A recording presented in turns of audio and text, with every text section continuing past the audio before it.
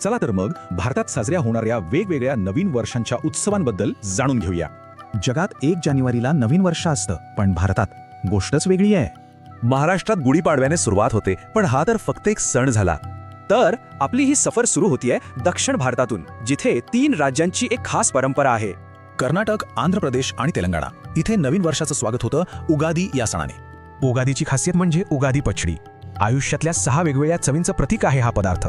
आता जाऊया शेजारच्या तामिळनाडूत, बघूया तिथे काय वेगळं आहे.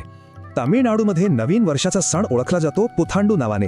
इथे मंगा पचडी नावाचा एक खास आंबट गोड पदार्थ बनवला जातो. एकमेकांना शुभेच्छा देताना ते म्हणतात पुथांडू आस्थुकल.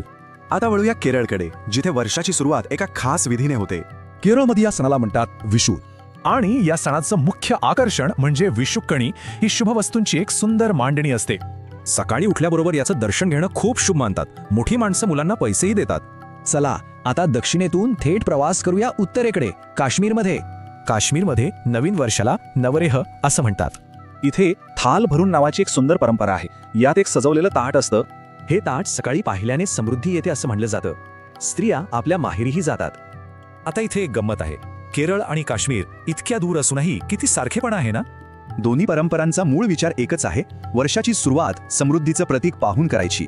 ही तर झाली भारतातल्या काही नवीन वर्षांची ओळख. पण यादी इथेच संपत नाही. आपल्या भागात नवीन वर्ष कसं साजरं होतं, आपल्या परंपरा कमेंट्समध्ये नक्की